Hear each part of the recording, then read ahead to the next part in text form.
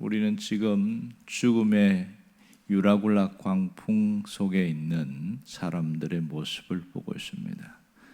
실상 그들은 정말 감당할 수 없는 동북풍의 강력한 태풍을 만나서 배가 부서질 수밖에 없는 상황이었습니다.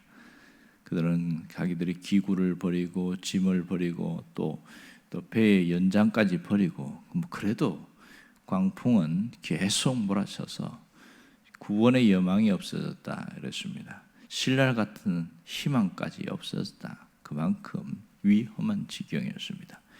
만일 그 배에 바울이 없었다면 어떻게 됐을까? 거의 전멸했을 가능성이 많습니다.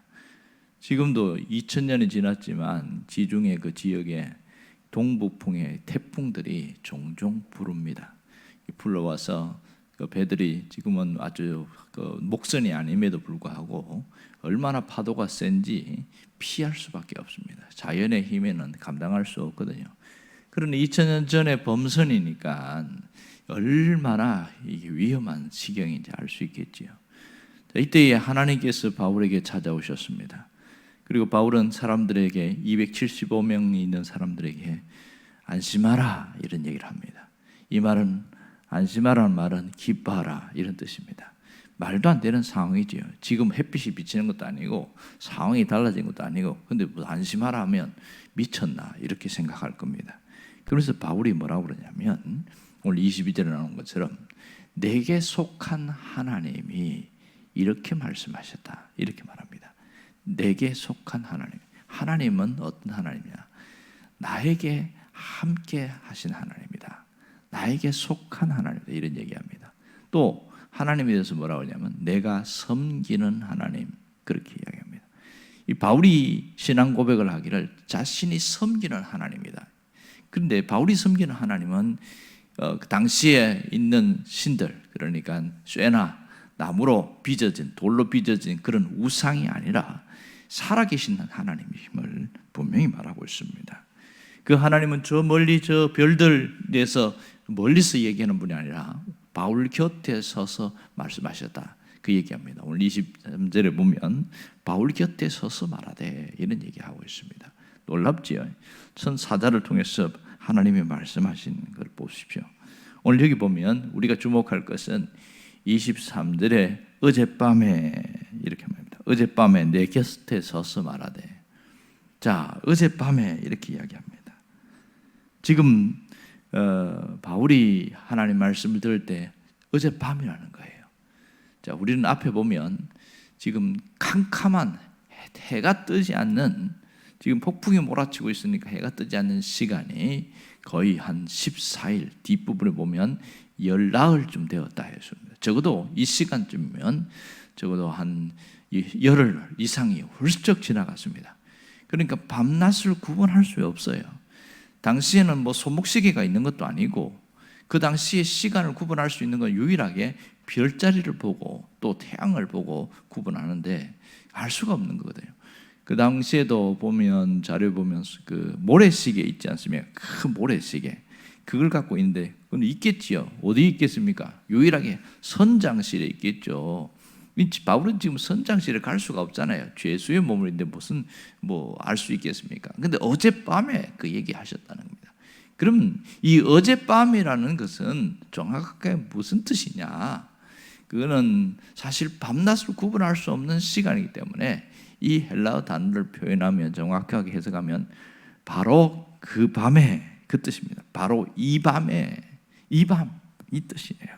자, 여기에서 밤인지 낮인지 구분할 수 없는데 어쨌든 깜깜한 밤이 계속 열흘 이상 지속되는 거잖아요. 그럼 밤이라는 것은 두 가지 의미가 있죠. 하나는 지금 감당할 수 없는 죽음의 때, 지금 캄캄한 때는 당시 환경적으로 죽음과 같은 얼마나 캄캄한지 앞을 분간할 수 없는 그 때를 말할 수도 있습니다. 또 하나는 지금 시간 자체가 서서히 죽음이 다가오는 그 시간이라는 거죠. 이건 심리적인 겁니다. 죽음이 다가오는 시간. 이제 더 이상 피할 곳이 없는 거예요. 이 죽음의 광풍이 확 몰아치니까 끝났다. 그런 상황 속에서 나타나는 거죠. 자, 여기서 우리가 중요한 것을 알 수 있습니다. 하나님은 따스한 봄날 한낮에만 말씀하시는 하나님이 아니라는 거예요. 죽음의 지금 시간이 다가오는 그 시간에도 하나님이 말씀하고 계신다는 겁니다. 그리고 캄캄한 지금 현실적으로 굉장히 어두운 때에도 이렇게 하나님이 말씀하신 것이죠. 뭐라고 얘기했냐? 24절을 보세요. 24절을 보면 바울아 두려워하지 말라. 자, 두려워하지 말라. 그 다음에 네가 가이사 앞에 서야 하겠고 또 하나님께서 너와 함께 항해하는 자를 다 내게 주셨다. 이렇게 말합니다. 분명히 하나님이 정확하게 얘기하는 겁니다. 두려워하지 말라고 이야기하고 가이사 앞에 서야 된다는 분명히 그것을 주시고 또 이 모든 사람들은 죽지 않을 것이라는 것을 말하고 있습니다. 결국은 이 신앙이 뭔지를 정확하게 이야기합니다. 우리 믿음이라는 것은요 단순히 좋다는 정도의 감상의 대상이 아니라 이 믿음은 하나님에 대한 신뢰의 대상, 하나님에 대하여 얼마나 신뢰하느냐는 거예요. 자, 사람이 믿을 때 내가 저 사람을 얼마나 믿느냐 안 믿느냐에 따라서 어떻게 따라갈 것인가 말 것인가 그렇게 결정하잖아요. 보면 어떤 경우에는 저 사람 믿을 수 없는 사람이다. 말을 청산유수같이 너무너무 잘하는 거예요. 그러니 가짜를 진짜처럼 얘기하니까 믿고 따라가는 겁니다. 가보니까 사기꾼이야. 가보니까 사기쳐버리는 거예요. 세상에 땅 하나도 없는데 자기 땅도 아닌데 남의 땅에다가 막 청사진을 펴갖고 여기서 뭐 건물 질 건데 이 건물을 지면 어떻게 되고 지금 신청하면 50%는 당신들이 혜택 받습니다. 그러고 그러니까 사람들이 속해가지고 넘어갔는데 실제 천안에도 그런 적이 있었거든요. 그렇게 해가지고 한 20 몇 년 더 됐겠네요. 그 땅을 다 보이던데 그게 자기 땅이 아니었어요. 그래서 사기치고 도망갔어요. 그 땅을 치고서 후회하는 사람이 있습니다. 내가 그때 좀 정신만 차렸으면 그렇게 하지 않을 걸. 자, 이것이 현실입니다. 하지만 하나님은 완전히 우리가 신뢰할 수 있는 그런 대상임을 알고 있습니다. 자, 신앙생활함에 있어서 가장 중요한 게 뭔지 아세요? 느낌을 믿는 것이 아니고 하나님의 말씀을 믿는 겁니다. 하나님 말씀을 온전히 믿는 게 굉장히 중요합니다. 특별히 우리가 어려울 때, 마음이 공고할 때 하나님의 말씀을 신뢰하는 것은 굉장히 중요한 일입니다. 살다 보면 우리가 인생의 한밤중에 맞아딱 들을 때가 많습니다. 두 가지인데요. 하나는 어떤 심리적으로 한밤중에 있는 사람이 있어요. 심리적으로 마음이 굉장히 어려운 사람 봅니다.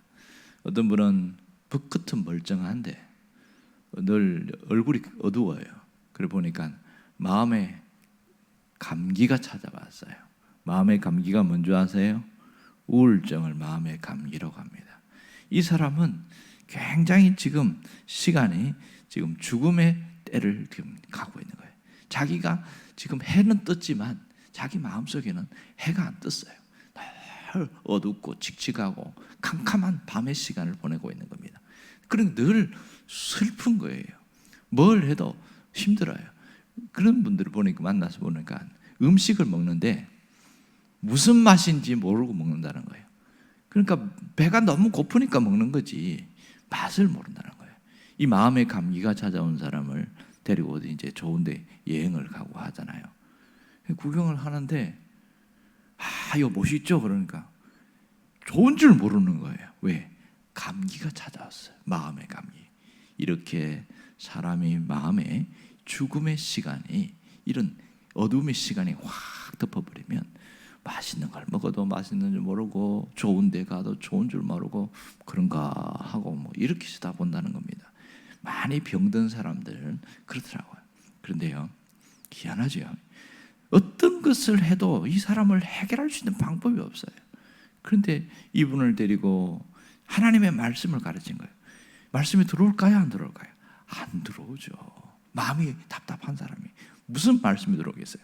말씀을 가르치는데 졸고 있는 거예요. 실제로 예전에 그 교회에서 그런 일이 있었습니다. 졸고 막 그런데 희한하죠. 성경을 가르치면 졸는데도 불구하고 꾸역꾸역 와서 앉아 있어요. 하루, 이틀, 사흘 꾸역꾸역 앉아서 양육을 받는데 24일째인가 양육을 받는데요, 갑자기 통곡을 하고 우는 거예요. 희한하지. 그날은 안 졸았어요. 희한하게 안 졸았어요. 그 왜 마음의 감기가 찾아왔냐? 자기가 밤에 이제 연주하는 업소에서 연주하는 그런 일을 했는데, 그러니까 돈을 좀 많이 버는데 아무리 돈을 벌고 또 벌어도 남는 게 하나도 없는 거예요. 남는 게. 왜냐하면 자기를 바라보는 사람이 여전히 부모는 살아있고 동생들도 있고 직장도 안 다니고 혼자서 돈 벌어갖고 그걸 하니까, 그렇게 하고 다 하다 보니까 지쳐버린 거예요. 자기가 해도 끝이 없어요. 이걸 보고 밑 빠진 독에 물 붓기다 이렇게 말합니다. 그래갖고 지쳐버려갖고, 야, 살아서 뭐하나, 내가 뼈 빠지게 돈 벌면 뭐하나, 남는 게 하나도 없으니까. 하나도 없어요. 그래서 허무한 마음이 확 밀려오면서 마음에 감기가 찾아온 거예요. 우울증이 찾아온 거예요. 그래서 어떤 분이, 이분은 교회 안 다니는 어떤 분이, 야, 너 그러지 말고 교회 한번 나가봐라 그런 거예요. 교회 나가면 좀 더 좋아지지 않겠냐. 그래서 교회 왔다는 거예요. 교회 왔는데 하나님이 보입니까? 안 보입니까? 안 보이죠. 하나님이 안 보이고 내 마음이 답답하고 우울한데 이게 해결이 안 되는 거예요. 해결이 안 돼. 그러니까 이분을 데리고 좋은데 뭐 음식도 먹고 이렇게 하는데도 그게 해결이 안 돼. 그런데요, 하나님 말씀을 듣고 또 듣고 하는데 그 24일째 들은 말씀이 꼭 자기 처지와 똑같은 사람의 얘기를 한 거예요. 거기서 통곡을 하고 우는데 그때 딱 변화가 일어났어요. 그때 24일간 들었던 말 중에 그때 조금씩 졸면서 들었지만 숨에 들었거든요. 그러다가 터져버린 거죠. 그런데 희한한 건요, 그날 그 감기가 확 떠나갔습니다. 이 마음의 감기, 우울증이 완전히 사라졌어요. 희한하지요. 똑같은 사람이에요.